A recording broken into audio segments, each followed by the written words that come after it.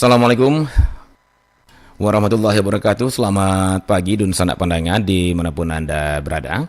Terima kasih Anda masih tetap bersama kami di frekuensi 92,4 MHz hingga saat ini pukul 9 lewat 4 menit waktu Indonesia Barat. Dan dun sanak pandangan, seperti biasa pagi hari ini kita akan lanjutkan program spesial kita di setiap hari Kamis pagi, yaitu kearifan lokal Minangkabau. Dan kali ini atau pagi ini kita akan juga melanjutkan perbincangan kita yang masih dalam rentetan 10 objek pemajuan kebudayaan, yang poin satunya yaitu tradisi lisan, ya. Macam-macam ada 10 dari objek pemajuan kebudayaan itu. Pertamanya adalah tradisi lisan, dan minggu kemarin kita sudah membahas prolog ataupun hantaran tentang tradisi lisan tersebut, ya. Apa itu tradisi lisan, kemudian bagaimana munculnya, dan di mana atau bagaimana kita memahaminya. Nah, pada pagi hari ini kita akan melihat bagian-bagian atau seperti apa macam-macam dari tradisi lisan yang ada di daerah kita di Minangkabau ini, ya. Dan tentunya kita masih bersama narasumber kita, Mamak kita, Mamak Tuang Kemengkudun, tepatnya Dr. Saiful Yazan Tuang Kemengkudun, dosen tetap ilmu Islam dan budaya Minangkabau di UIN Imam Bonjol Padang, dan beliau juga sekaligus seorang pemangku adat suku Koto di Kure Bukit Tinggi, ya. Baik, Dun Sana Padanga, kalau begitu kita sapa saja langsung Mak Tuang Kemengkudun yang sudah standby di link Zoom Perempat RRI Padang, ya. Karena saat ini beliau juga masih belum berada di Padang, tapi masih di luar daerah. Alhamdulillah masih menyempatkan hadir bersama kita di kearifan lokal Minangkabau, ya. Dan Dun Sana, seperti biasa nanti di tengah perbincangan Anda juga bisa bergabung menanggapi perbincangan kami ini melalui dua line telepon kita 0751812414 maupun di 08166092240, ya. Saya sapa dulu Mak Tuangku yang sudah berada di ujung link Zoom Perempat RRI Padang. Assalamualaikum warahmatullahi wabarakatuh, Mak. Waalaikumsalam warahmatullahi wabarakatuh. Iya. Bagaimana audionya, Bung Adit? Wah, sangat badantang, Mak. Alhamdulillah. Iya. Ini kebetulan di tempat agak ramai ini, mudah-mudahan tidak terganggu. Oh iya. Di mana, Mak, sekarang, Mak? Sedang di Mande. Oh, di Mande. Selatan. Aduh, ini lagi ada acara di sana, Mak, ya? Iya, ini sedang meninjau lokasi wisata di Mande ini. Oh, gitu. Ya, mudah-mudahan para pendengar dan sanak pendengar dari Perempat sempat datang ke objek wisata yang tidak kalah dengan pantai-pantai Eropa di sini. Wah, luar biasa. Pantasan Mak pagi ini juga tampilannya agak berbeda, ya, Mak, ya? Iya, ini cancang terlirik jadi ukiah namanya, karena kita akan bicara seni. Saya coba cari peralatan di pesisir ini.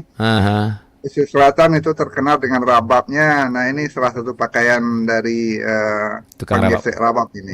Ya, detanya. Deta nih, Mak, ya. Yang di kepala itu deta, ya. Tapi Betul. detanya beda juga nih dengan deta pengeluh, pastilah, ya, Mak, ya. Kalau deta Oh pengeluh. iya, detanya para seniman kita coba memakai, mudah-mudahan mengalir sedikit ilmu mereka kepada kita. Iya, amin. Baik, Mak Tuanku, kalau begitu, Mak, kita lanjutkan perbincangan kita seputar atau dalam tema besar kita 10 objek pemajuan kebudayaan, yang poin pertama tradisi lisan, ya, Mak, ya. Baik, sebelum kita lebih jauh, Mak, seperti biasa mungkin ada baiknya kita review kembali sedikit perbincangan kita minggu kemarin, yaitu mengenal dan memahami tradisi lisan Minangkabau. Silakan, Mak.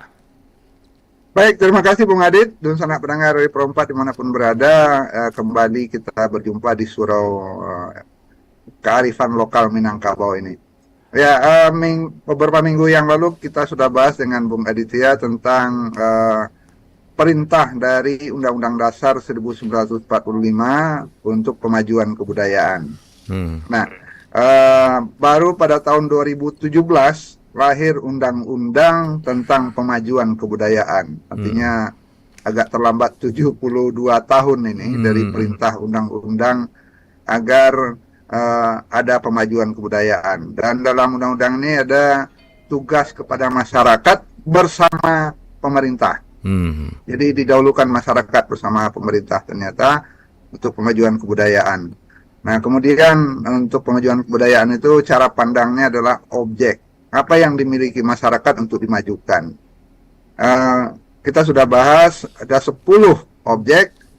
Kita mulai yang pertama minggu kemarin tentang tradisi lisan. Tradisi lisan adalah tradisi masyarakat yang sudah berkembang dan dilakukan berulang-ulang karena dianggap baik dan menyenangkan. Nah, kemudian kita juga sudah bahas bahwa tradisi lisan itu adalah sebuah media untuk mewariskan nilai-nilai di samping untuk mengisi hari-hari yang lebih indah dengan seni dan keindahan. Begitu Bung Adit. Iya. Dan hari ini kita coba melihat contoh-contoh tentang tradisi lisan. Baik. Silakan Bung Adit.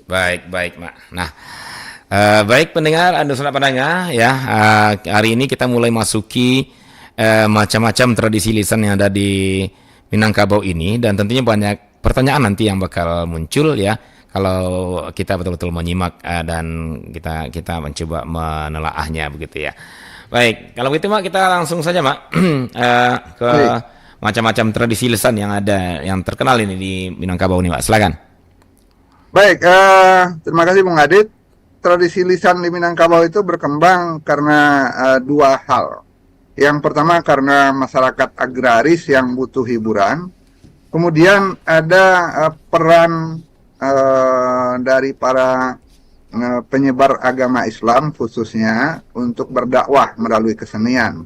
Nah, lahirlah dua hal itu yang kemudian ditambah dengan kebaikan atau keinginan dari para pemangku adat untuk mewariskan adatnya. Jadi tiga hal itulah yang melahirkan tradisi lisan Minangkabau. Yang pertama seni dan keindahan, pewarisan nilai-nilai seni, kemudian pewarisan nilai-nilai agama, dan ketiga pewarisan nilai-nilai adat. Tiga itu yang menjadi dasar lahirnya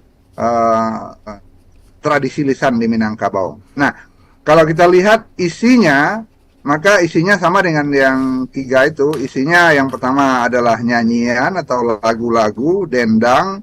Dendang itu ada yang berbentuk dendang sukaria, ada dendang yang berisi kesedihan yang dikatakan rato. Itu yang pertama. Kemudian untuk keagamaan ada bentuk-bentuk hikayat, cerita, kaba. Nah, itu bercampur dengan kegiatan pewarisan nilai adat yang isinya juga kaba. Jadi kalau kita lihat isi dari tradisi lisan Minangkabau itu, yang pertama ada seni keindahan, nyanyian, ratapan, yang kedua ada cerita, kabar, hikayat. Nah, yang keempat kemudian ada yang khusus untuk mewariskan ilmu tentang adat istiadat yang dikatakan dengan basurah adat. Jadi tiga pola atau tiga model ini Bung Adit. Yang pertama dan yang kedua itu isinya untuk menghibur masyarakat. Yang ketiganya untuk mewariskan khusus keterampilan adat istiadat seperti pidato adat, rundiang, pasambahan, panitahan. Itu dikatakan basurah adat. Atau galanggang baselo istilahnya kalau di Dare. Jadi tiga pola, tiga bentuk yang berkembang tradisi lisan di Minangkabau. Kemudian lahirlah bentuk-bentuk khusus dengan nama-nama khusus yang dikenal oleh masyarakat seperti Basaluang, Barabab, Bailau, Basijobang, sampai kepada bentuk pertunjukan Randai. Nah, khusus untuk yang pewarisan nilai-nilai keagamaan ada Baikayai, ada salawat dulang dan salawat talam. Nah, ada yang berbentuk cerita saja dan dikatakan bakaba. Nah, ketiga-tiganya itu bercampur keterampilan seni berkata-kata dengan keterampilan seni menggunakan alat musik. Ada alat musik tiup, ada alat musik pukul atau istilahnya gendang atau dulang atau talam atau canang dan berbagai jenis alat musik pukul yang berkembang sama juga dengan masyarakat di Nusantara lainnya. Begitu Bung Adit. Baik, baik. Jadi sepertinya dalam perkembangannya penggunaan tradisi lisan di Minangkabau ternyata bukan hanya mengandalkan ucapan saja gitu ya Mak ya, tapi melalui iringan alat-alat musik ya, melalui ada apa istilah cerita-cerita yang berupa pementasan gitu ya Mak ya. Betul. Jadi ada bentuk yang hanya suara dan nyanyian ditonton dan didengar, ada yang berbentuk pementasan. Nah, pementasan itu ada pementasan untuk hiburan, ada pementasan untuk mewariskan adat istiadat. Jadi ada pementasan khusus seperti dalam barale Pangulu atau barale pesta perkawinan. Itu sebenarnya juga pentas ketika janang itu bertanding berpidato adat atau pasambahan atau panitahan atau berundian. Jadi semua bentuk tradisi lisan itu saling mengisi. Ada keterampilan verbal berbahasa, ada keterampilan penggunaan alat musik, bahkan sampai dengan keterampilan seni gerak seperti silat dan tarian. Begitu Bung Adit. Baik, baik, baik.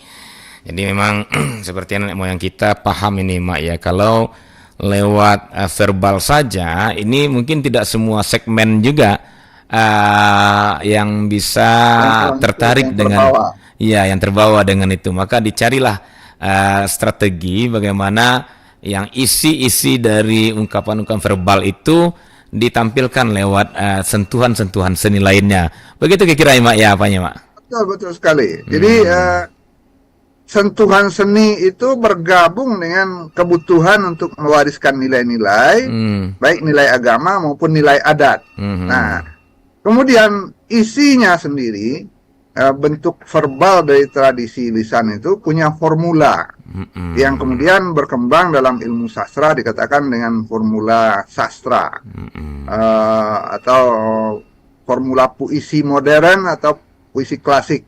Kita mendengar bentuk-bentuk seperti gurindam yang 2 baris atau pantun yang 4 baris, ada syair, kemudian ada prosa liris, ada juga talibun yang barisnya bisa banyak, 6, 8, 10 dan genap seterusnya dengan rima dan irama. Nah, itu dalam tuturan verbalnya yang berbentuk formula-formula itu, sehingga mudah diingat dan mudah dihafal dan enak didengar. Nah, inilah kekhasan tradisi lisan itu, ketika masyarakat tidak perlu mencatatnya karena ada formula yang memudahkan masyarakat mengingat. Begitu Bung Adit. Ya, karena memang di saat itu pun Minangkabau terkenal hanya dengan komunikasi lisan gitu ya Mak ya, tidak ada komunikasi tulisannya. Baik. Nah, ini sepertinya belum berkembang pembicaraan kita, tapi telepon sudah duluan. Gimana nih, Mak? Kita boleh silakan. Baik. Kita coba, karena kita ngalir aja ya, Mak ya. Namanya juga di surau ya, Mak. Nama kita di surau, Mak ya. Jadi ngalir aja. Halo, assalamualaikum. Waalaikumsalam warahmatullahi wabarakatuh. Ini dengan Fitro. Oh iya, Fitro ya. Baik, Fitro. Silakan Fitro. Assalamualaikum, Mak Tangku. Ya. Waalaikumsalam Fitro. Kita merasa bangga menjadi orang Minang ini. Oh, mantap. Alhamdulillah. Ya, mengapa demikian? Kita merasakan sastra lisan Minangkabau ini betul-betul luar biasa. Ya, jadi kita ingin bertanya ya. Jadi bagaimanakah anak-anak muda sekarang ini harus mengetahui secara kayak semacam kesenian, kayak rabab itu apakah bisa dikatakan lisan atau apa, atau saluang atau apa? Bisa nggak saluang abab landai dijadikan sebagai lisan? Karena maaf, kami mendulku banyak nggak kanku kok mak. Kadang kita nyoge ulang nggak kanku. Jadi gimana caranya kita sebagai anak muda Minangkabau itu memang harus mengetahui itu. Jadi kami ini masih banyak yang kurang ini Mak Moki dan Mak Bang. Mohon diperjelaskan kepada kami yang masih remaja sehingga anak-anak mobil Minangkabau.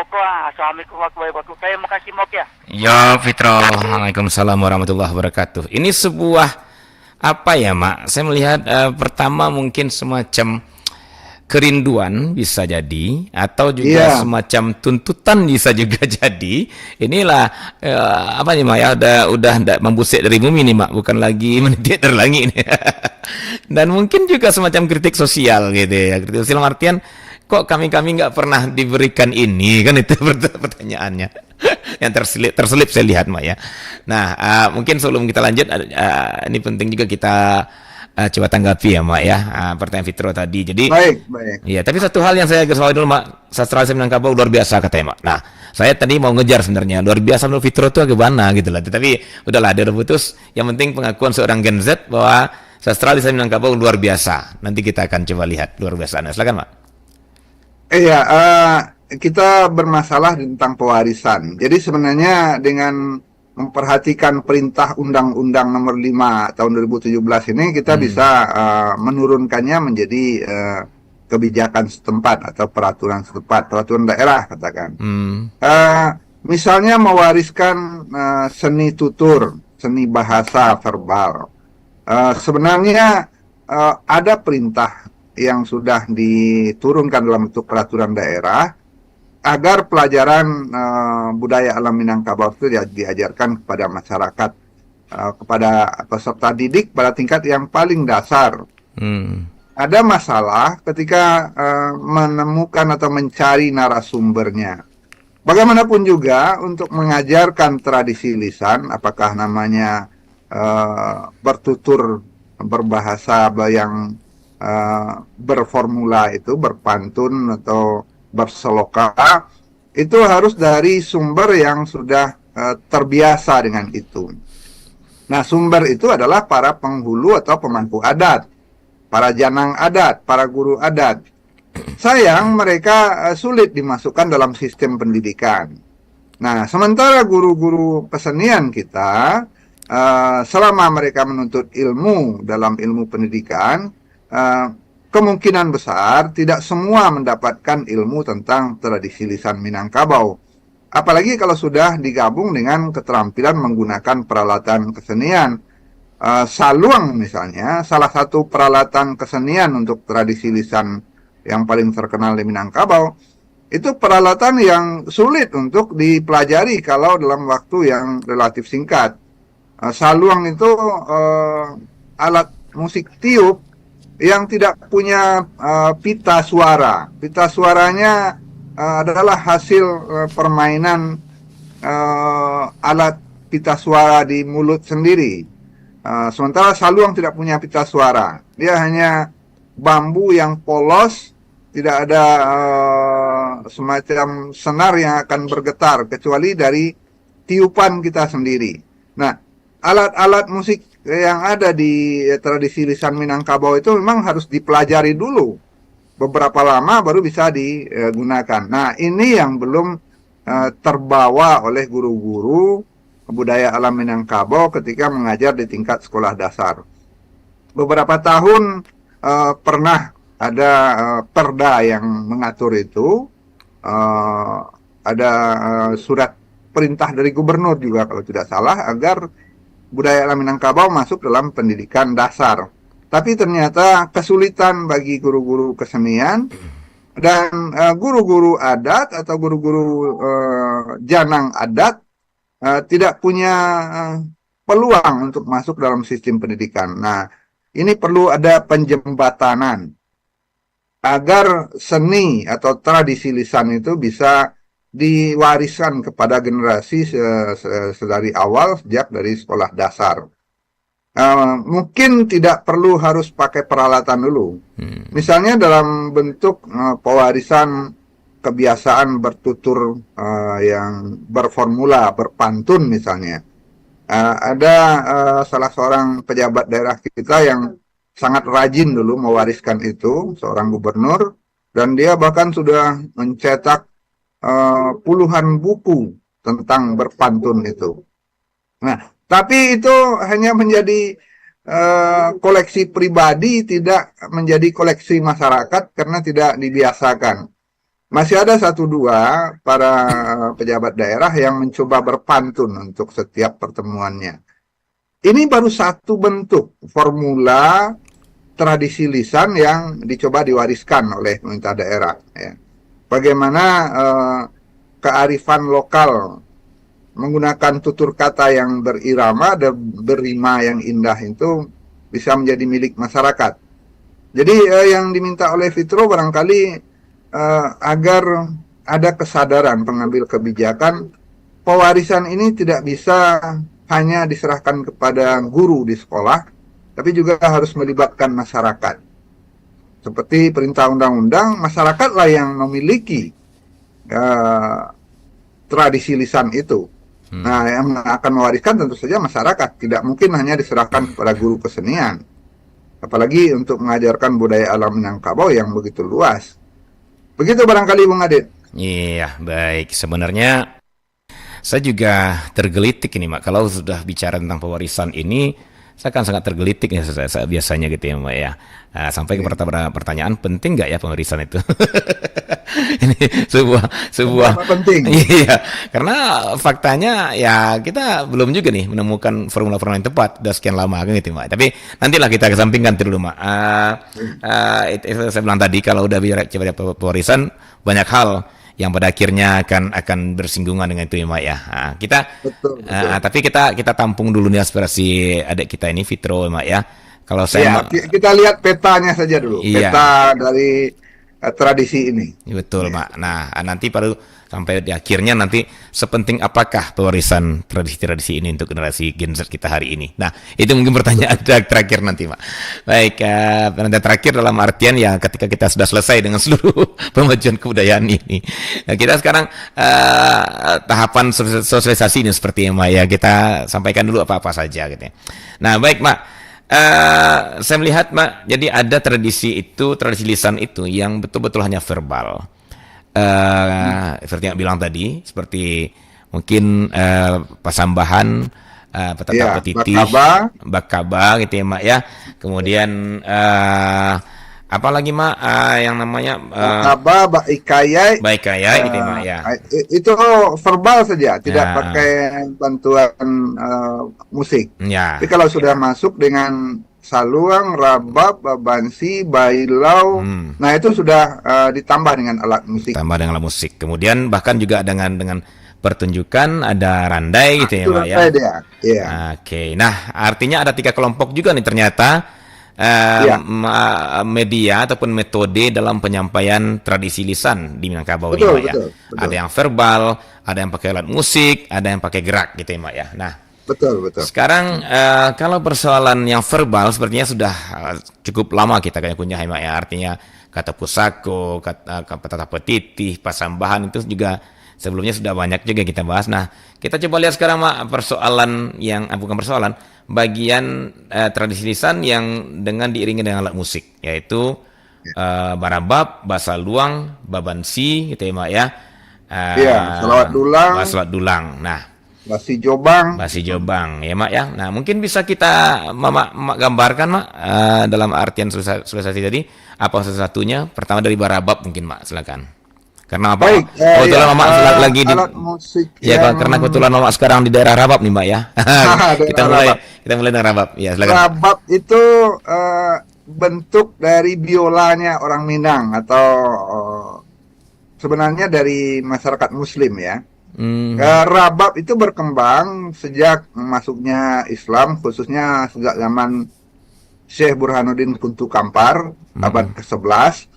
Kemudian berkembang dengan Syekh Burhanuddin yang di Ulaan Pariaman. Nah, rabab itu memang lebih banyak berkembang di daerah pesisir. rabab itu persis mirip biola. Nah, tapi badannya itu ada yang dipakai dari kayu, ada yang dipakai dari tempurung kelapa. Senarnya seperti senar biola, dan penggeseknya juga seperti alat gesek biola. Nah, rabab ini khususnya berkembang di daerah Pariaman dan daerah pesisir pantai barat Minangkabau.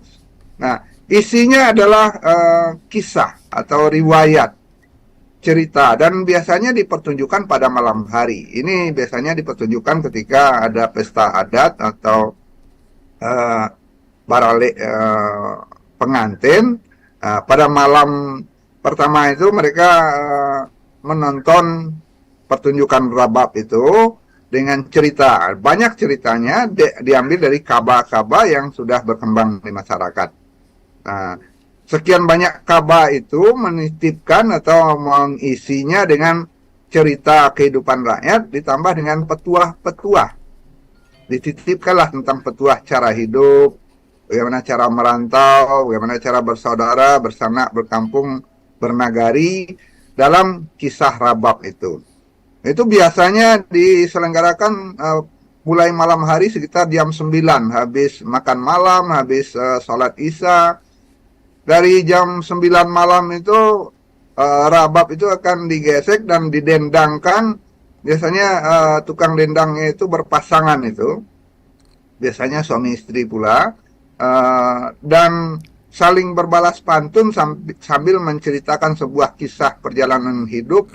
Ada tokoh yang diceritakan bagaimana suka dukanya, naik turun kehidupannya sampai dia mencapai hasil yang membahagiakan. Nah, itu berlangsung hampir semalam suntuk sampai menjelang waktu subuh.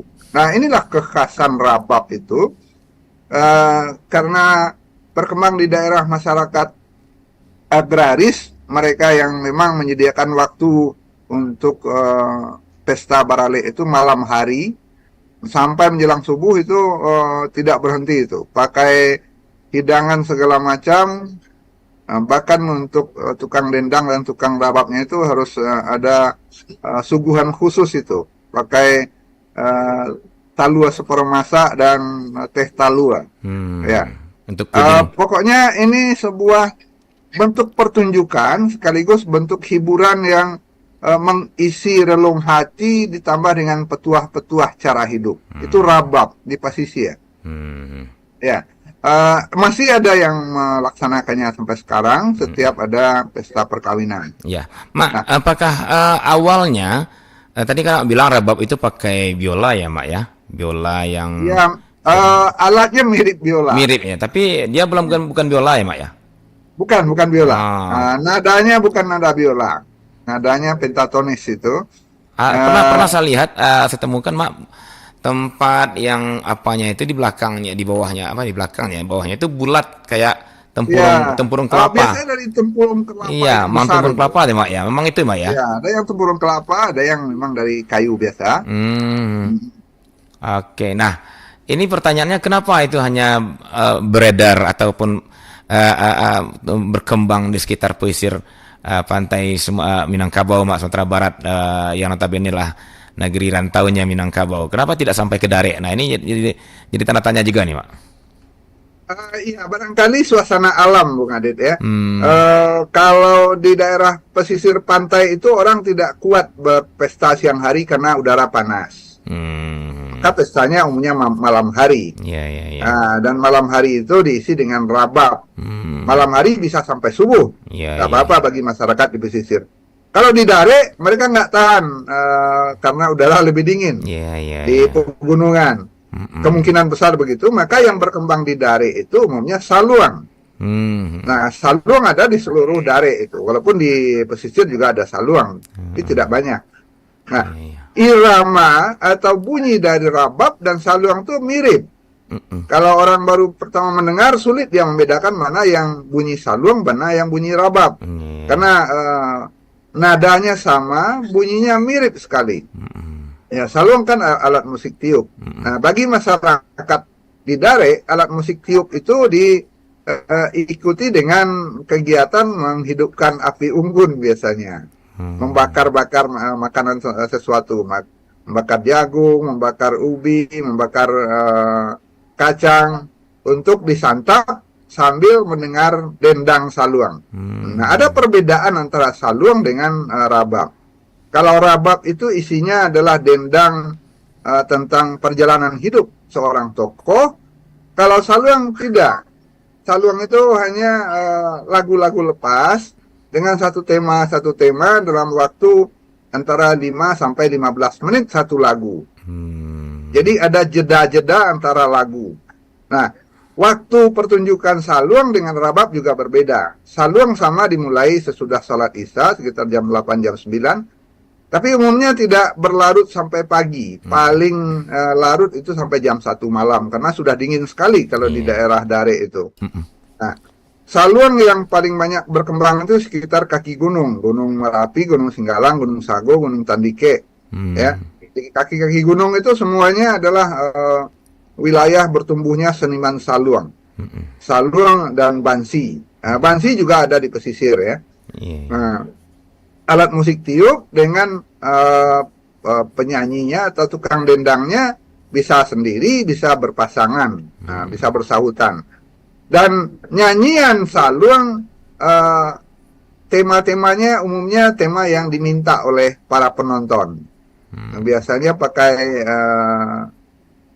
permintaan dengan uang tertentu atau suguhan tertentu. Jadi semacam sawer, request dari para penonton. Sama dengan sawer tema ya.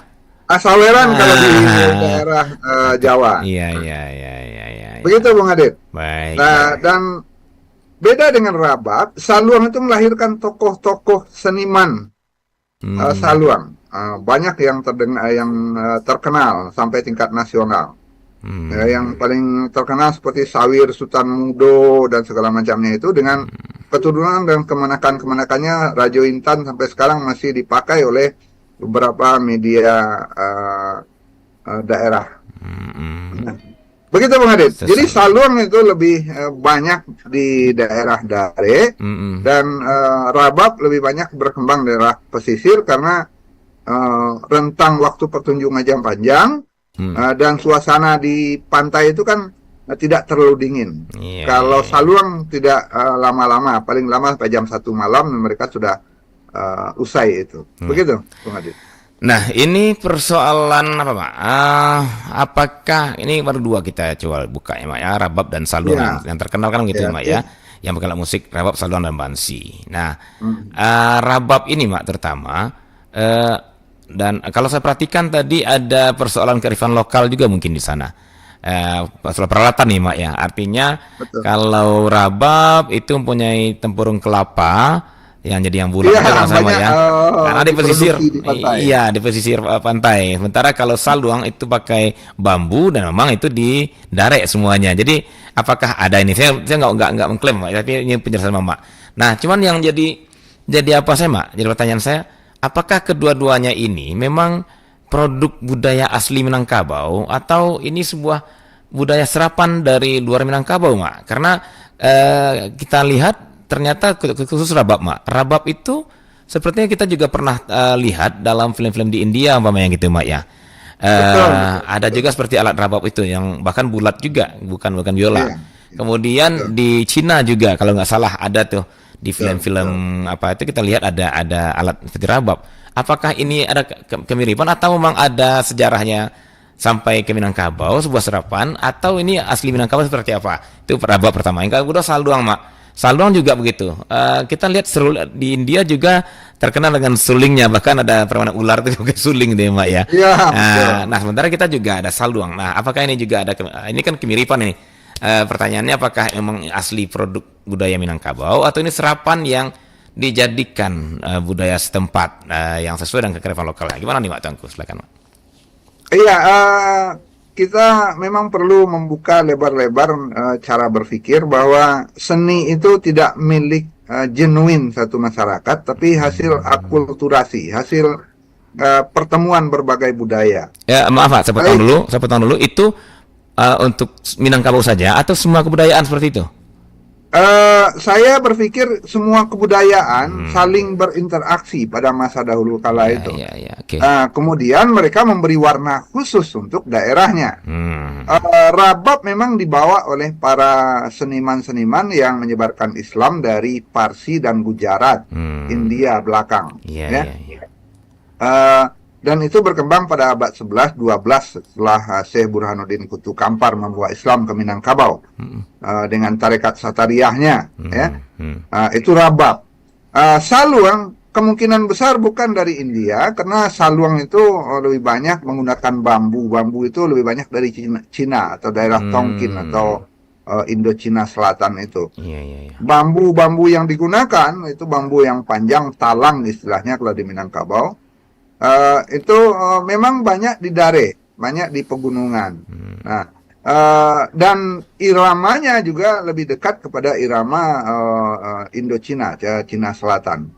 Mana yang lebih dulu, Cina Selatan atau daerah Tonkin atau daerah Sichuan itu daripada Minangkabau, kita juga tidak tahu. Karena ada juga yang mengatakan kalau kita lihat Minangkabau itu sudah ada pada 2 milenium sebelum Masehi, kemungkinan sudah ada pulang balik nenek moyang kita ke daerah sana.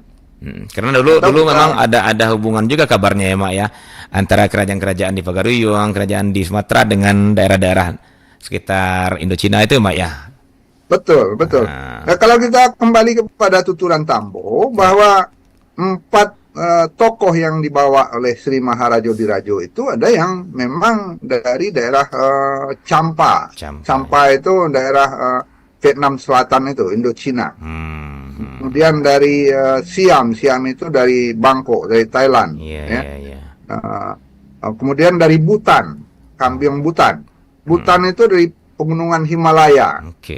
Artinya tokoh-tokoh yang membawa seni ke Minangkabau itu kemungkinan besar memang dari berbagai kebudayaan itu, atau kemungkinan sebaliknya juga para pedagang Minangkabau juga berinteraksi sampai ke daerah-daerah itu.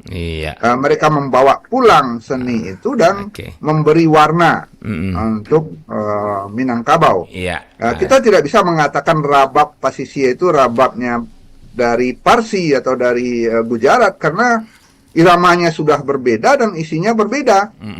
Saluang yang ditiup di Minangkabau mungkin mirip dengan seruling dari Cina Selatan atau dari Sichuan, dari Nanking itu. Tapi jenis nadanya sudah berbeda dan isinya juga sudah bermacam-macam, berbeda dan sangat Minangkabau isinya. Orang Cina yang mendengar saluang malah bingung. Kenapa nadanya berbeda dengan suling kami walaupun bentuknya sama. Begitu, Bung Adit. Iya, berarti mungkin awalnya sebuah akulturasi tapi pada perjalanannya ini dimodifikasi. Begitulah ya tuhnya, Ma ya. Ya, dimodifikasi dan dinaturalisasi sesuai dengan selera dari kebudayaan yang makainya. Yang pasnya mungkin istilah naturalisasi Mak tadi, Mak ya. Dinaturalisasi bukan dimodifikasi. Artinya dijadikan natural oleh orang Minang sesuai dengan adat dan budayanya. Oke, baik. Nah, duduk, Mak. Jadi di sini ada peran kebutuhan untuk mengisi dari tradisi lisan itu. Kebutuhan mengisi tradisi lisan di Rabab itu adalah penyebaran ajaran-ajaran Islam. Kemudian saluang lebih banyak tentang petuah. Petatah petitih untuk ajaran adat. Artinya apa? Seni yang dibawa katakanlah diadopsi dari luar itu dibawa ke Minangkabau, dinaturalisasi dan diisi dengan kebutuhan dari adat Minangkabau dan Islam yang ingin disebarkan di Minangkabau. Jadi sudah ada percampur bauran, kemudian dia menjadi identitas tersendiri. Begitu, Bung Adit. Baik. Mak, ada lagi telepon, Mak, yang ingin bergabung, kita coba terima, Mak ya. Silakan. Ya, 812-414 kembali. Halo, Assalamualaikum warahmatullahi wabarakatuh. Assalamualaikum, Mas, dengan kaki. Oh, Mas Fitro juga ya. Silakan, Fitro. Silakan, Fitro. Ayo, Assalamualaikum, Mak Tangku. Ya. Awak yang puih jo kaki, Mak. Silakan. Silakan. Tadi, Mak, masalah calon jo bab. Jadi puluhan ngono. Awak tertarik banget do masalah bab tu. Tapi nggak awak cari di zaman kini kok kalau umpah di pesta pernikahan kok jarang sobok di awak. Iya. Apa tuh? Kalau pada zaman saya itu kan yo. Tapi di zaman kini itu hanya sebagian. Hanya tinggal di kalihan tadi. Kamu jadi ambo sebagai anak muda tu alungkan tu banget. Kok dikecaan pandai main guys, pandai. Baik. Tapi acara anu kan masa ke awak kok orang Minang tapi banyak nggak tahu Iya. Baik Fitro, terima kasih. Yo mau terima kasih mau jo makanku. Oke. Assalamualaikum warahmatullahi wabarakatuh. Waalaikumsalam warahmatullahi wabarakatuh, Fitro. Nah, ini kalau saya Bang istilahkan, Mak, ini bukan lagi sentilan, bukanlah dia apa. Ini udah apa? Timpukan nih. Iya, sebenarnya kritik Fitro itu kepada kita semua. Iya. Kita menggunakan organ tunggal, kenapa tidak juga dikembangkan, Iya. dipakai pertunjukan rabab dan saluang dan bansi dan semua pertunjukan rakyat masa lalu itu. Yang kalau diamati tidak kalah menariknya. Mungkin selera sebagian masyarakat memang sedang dilanda dengan musik modern. Tapi mudah-mudahan ini terdengar oleh masyarakat. Kenapa tidak untuk Barale orang Minang itu juga menampilkan seni-seni kebudayaan Minangkabau yang asli, yang tidak kalah indahnya, agar seniman-seniman itu juga punya sumber untuk mengembangkan hidupnya. Sebenarnya saya kenal cukup banyak para peniup saluang dan kelompok dendang rabab di Kota Padang, ada sekitar 5. Dan masih ada yang menanggap mereka pesta pernikahan atau barale. Tapi tidak sebanyak organ tunggal, kebetulan memang. Nah, bagaimana ini juga menjadi perhatian dari tokoh-tokoh, terutama para penghulu. Cobalah anak kemenakan yang akan barale itu, jangan hanya organ tunggal. Coba juga lah di pertunjukan kesenian daerah seperti rabab, saluang, bansi, dan semua seni-seni tradisi lisan yang lebih banyak mewariskan nilai Minangkabau. Iya. Bukan berarti yang organ tunggal tidak membawa nilai Minangkabau, ada juga yang berusaha. Tapi sayang sekali kalau seni yang sudah diperintahkan undang-undang untuk dikembangkan, dipelihara, dilindungi, kita abaikan. Ya, setuju Fitro. Mari kita himbau para penghulu agar memerintahkan kemenakannya barale itu bahasa luang barabak bagailah, jangan Pak organ tunggal saja. Seperti kemarin ya, Mak ya.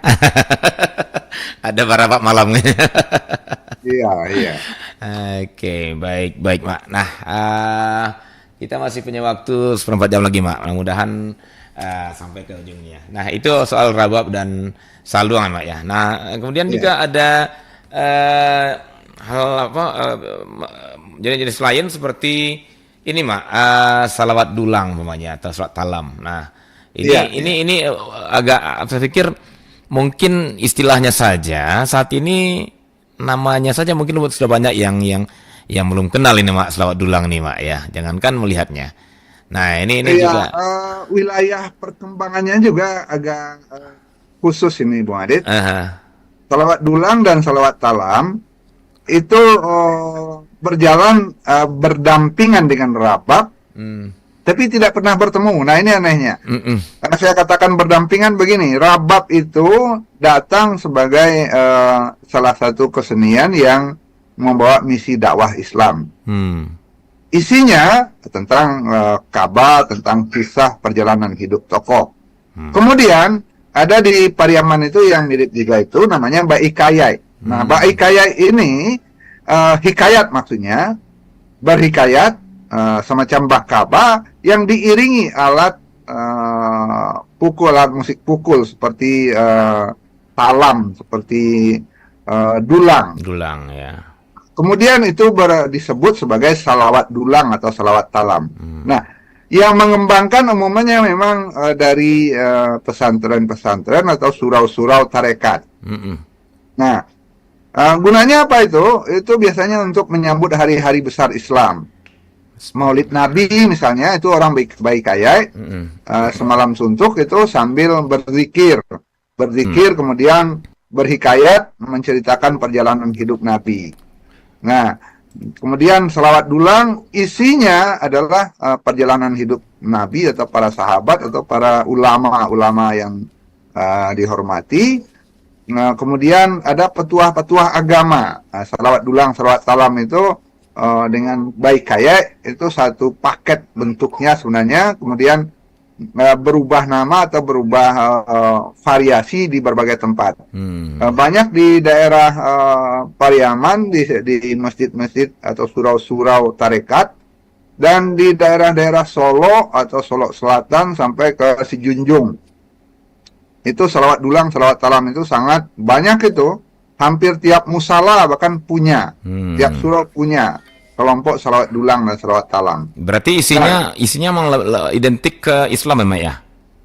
Isinya identik dengan penyebaran dakwah Islam, tapi ada yang mengisi dengan pesan-pesan modern.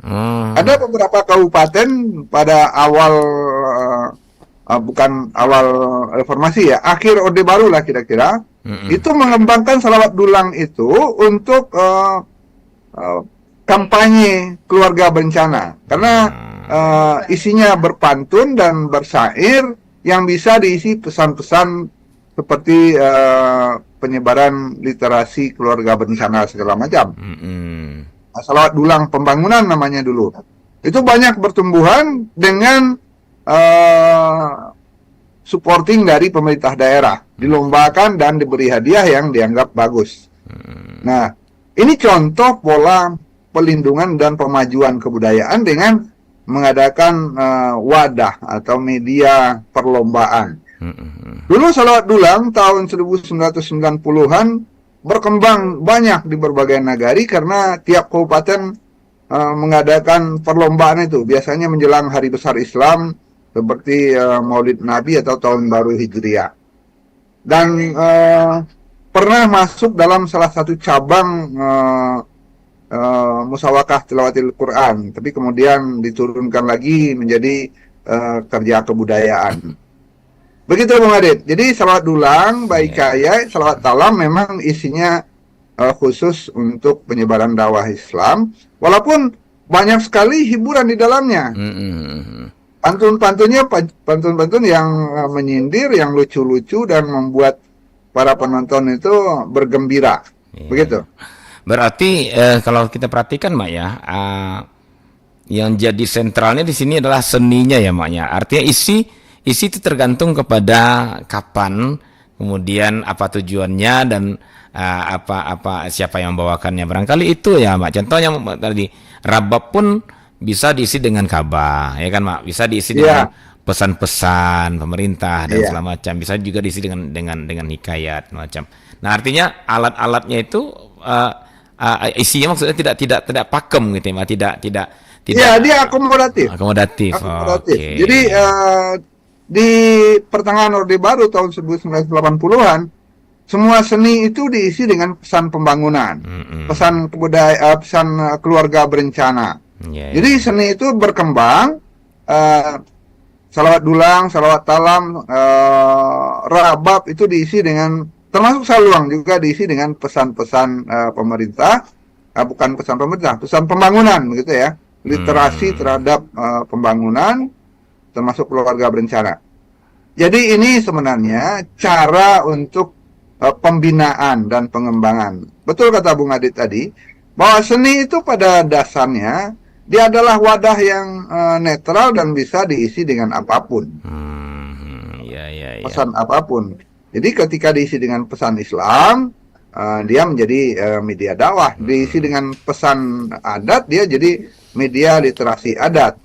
Begitu Bung Adit. Berarti di sini mungkin letak perbedaannya Mak ya, antara tradisi lisan yang menggunakan alat-alat musik dengan tradisi lisan yang hanya menggunakan kata verbal yang diwariskan seperti kata pusako, petata Iya. petitih gitu ya Mak ya, pasambahan. Kalau itu memang barangkali ini persepsi saya itu tidak akan bisa ada yang gugat barangkali Mak ya. Gimana Mak? Kalau yang ya, kalau rabab, kalau salat dulang, kalau kalau saluang itu mungkin bisa ya bisa kita modifikasi gitu ya. Tapi kalau yang verbal tadi kata pusako, petata petitih dan pasambahan itu memang baku adanya dari dulu. Apakah mungkin Mak Tuanku?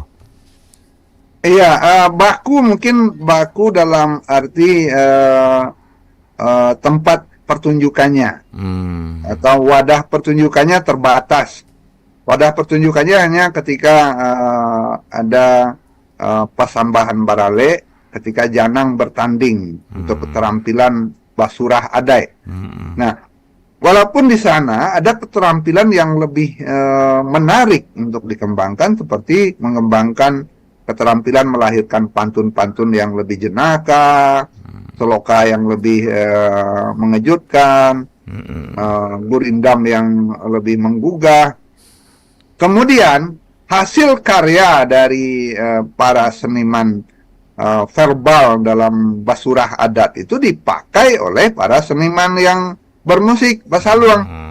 Semua petuah adat itu dipakai dalam kegiatan barabab, dipakai dalam kegiatan babansi, basaluang. Artinya mereka saling mengisi itu Bung Adit. Kalau di gelanggang basurah adat yang semata-mata verbal, tidak pakai alat musik, mereka dituntut kreatif menghasilkan kata-kata yang berformula, pantun, seloka, gurindam, atau prosa liris segala macam itu, yang kemudian menjadi milik masyarakat dan dijadikan sebagai isi dendang, isi lagu pada saluang atau pada rabab atau pada kaba. Jadi saling mengisi, saling menyumbang dia. Jadi pantun yang dihadirkan dalam gelanggang adat dipakai oleh tukang saluang, dia jadi populer, jadi viral kalau sekarang gitu. Iya. Berarti apakah bisa kita simpulkan begini, Mak? Pada awalnya tradisi lisan Minangkabau itu memang berawal atau dimulai dengan verbal saja. Artinya dimulai dari kemungkinan besar begitu. Kata pusako, petata petitih, pasambahan. Kemudian seiring dengan perkembangan peradaban, masuklah alat musik. Kemudian seperti tadi dinaturalisasi gitu ya. Dinaturalisasi dari alat musik yang dari luar Minangkabau ini dinaturalisasi dengan kearifan lokal setempat menjadi alat musik setempat, dan dimasukkanlah nilai-nilai dari verbal tadi, nilai-nilai bukan nilai, isinya dari ungkapan-ungkapan verbal yang ada di 3 tradisi lisan verbal tadi, Mak. Dari kata pusako, dari kata titih dan pasambahan dimasukkanlah sebagai bagian dari isi dari rabab, saluang, dendang, sadulang dan sebagainya. Apakah demikian kesimpulannya, Mak? Ya, saya sepakat itu. Artinya begini, bahwa adat itu dipakai baru, kain dipakai usang. Artinya begini, adat yang dihasilkan dalam gelanggang basurah adat atau gelanggang baselo, apakah itu berupa petuah, petata petitih, undang, bahkan tambo sekalipun, ketika dia diperkaya dengan peralatan musik, bahkan peralatan yang lebih canggih lagi seperti pertunjukan dalam randai, karena kaba di tambo pun dibawa dalam randai. Artinya apa? Adat yang semula hanya verbal, hanya kata-kata, hanya tradisi lisan tok, diisi dengan peralatan kesenian, baik dari Gujarat seperti rabab atau saluang yang diperkirakan dari Cina, atau bansi. Dia menjadi sebuah karya baru dengan identitas yang memperkuat kebudayaan itu sendiri. Dia tidak menghilangkan adat, tidak menghilangkan pesan-pesan Islam, dia malah memperkaya keduanya, dan dia menjadi identitas Minangkabau. Ketika orang mengatakan saluang ada identitas Minangkabau, di sana ada pesan adat, ada pesan Islam, ada seni yang sudah dinaturalisasi atau hasil akulturasi. Begitu, Bang Adit? Iya, dan kita perhatikan Mas, sekarang sebenarnya disadari atau tidak, lagu-lagu Minang temporer masa kini pun saya lihat mereka banyak juga yang menggunakan bunyi-bunyian seperti bunyi-bunyian alat tradisional rabab, saluang, bansi itu sendiri, Mak, dari lagu-lagu Minang namanya. Artinya ya terjadi terus ini naturalisasi dan inovasi, Mak. Yang pertanyaannya, kenapa harus lewat alat elektronik? Kenapa tidak yang aslinya dimainkan gitu ya, Mak ya? Sehingga terjaga terus pelestariannya kan gitu, Mak Tunggu. Gimana Mak Tunggu nih? Iya. Ya, ini kan namanya ada Ayah Gadang yang sedang berlandai. Sekali. Ayah Gadang yang bernama teknologi itu Iya. Sulit pula untuk menghadang habis. Iya. Kalau dihadang, kita hanyut. Iya. Jadi bagaimana kita bermain di antara gelombang besar teknologi ini tanpa harus meninggalkan 100% semua kekayaan masa lalu itu. Berarti tanpa kita sadari sesungguhnya pewarisan itu tetap jalan ya, Mak ya. Arti pelestarian itu tetap ada. Di organ tunggal pun ada rabab, ada saluang gitu ya, Mak ya, ada bansi gitu kan. Betul. Cuman media. Saya menemukan begini, Bung Adit, saya menemukan beberapa pertunjukan organ itu mengakomodasi semua tradisi itu. Iya. Nah, tapi mudah-mudahan kita berharap jangan menjadi bagian yang terpinggirkan lah. Yang aslinya ya, Mak ya. Iya. Minimal. Karena apa? Karena identitas itu ya karena ada bagian-bagian yang kita punya dari awal. Kalau seluruhnya milik orang yang kita pakai, artinya kalau bahasa seluruh Minangkabaunya rancak di baju basalang gitu kan. Janganlah kita gagah atau keren karena seni yang kita pinjam semua. Mana yang bagian kita? Ya. Dan belakangan di penampilan panggung pun saya terharu juga, Mak, ketika ada penyatuan antara talempong itu dengan band, ada talempong dengan alat musik saluang juga gitu ya, Mak ya. Contohnya ketika menyambut Marapulai gitu ya, di acara-acara perkawinan dengan tari-tarinya ya. Itu talempong disatukan dengan alat-alat musik tradisional modern, luar biasa akhirnya, Mak. Artinya seni berkembang, tapi yang tradisi juga terjaga, gitu ya, Mak Tunggu ya? Betul. Seni dan teknologi adalah keniscayaan yang tidak mungkin kita tolak 100%. Nah, tapi bagaimana kita memakai tetap adat dan seni yang berkembang, teknologi yang berkembang itu menjadi bagian. Sama saja seperti yang kita ceritakan tadi. Sangat mungkin dulu masyarakat Minangkabau itu hanya verbal, lisan. Kemudian datang alat musik gesek, rabab menjadi bagian dari tradisi. Kemudian masuk saluang bagian jadi tradisi. Dulang menjadi bagian tradisi. Kenapa tidak nanti organ itu juga bagian dari tradisi yang diwarnai oleh nilai-nilai seni dan keindahan Minangkabau yang asli. Begitu, Bung Adit. Baik, Mak Tangguh, terima kasih, Mak. Sudah jelas duduk perkaranya sekarang gitu ya. Mana yang awal, kemudian bagaimana perkembangannya dan bagaimana kehadiran musik-musik itu. Baik, kalau gitu, Mak, terima kasih, Mak, untuk bincang kita pagi ini, dan sebelum berpisah seperti biasa, silakan, Mak, dengan kesimpulannya. Baik, terima kasih, Bung Adit. Kita sudah bahas tradisi lisan Minangkabau yang perlu dilindungi. Kalau dalam perintah undang-undang ada perlindungan, ada pembinaan, ada pemanfaatan, ada pengembangan. 4 hal itu. Nah, yang kita bicarakan tadi rasanya bisa kita satukan semua. Bahwa tradisi lisan Minangkabau itu datang dari 2 sumber, penyebaran dakwah Islam dan pelanjutan nilai-nilai adat Minangkabau, yang kemungkinan semuanya awalnya verbal, kemudian diperkaya dengan datangnya berbagai alat musik atau diadopsi atau mungkin dikembangkan sendiri alat musik itu oleh orang Minangkabau seperti saluang, rabab, bansi, dulang, dan talempong segala macam yang kemudian menjadi kekayaan budaya Minangkabau. Nah, datangnya teknologi yang lebih baru, apakah namanya organ, apakah namanya alat musik elektronik, tidak harus kita tolak seluruhnya, tapi bagaimana kita tetap membina, mengembangkan, melindungi tradisi yang sudah ada dan memberi wadah dalam perkembangan yang baru.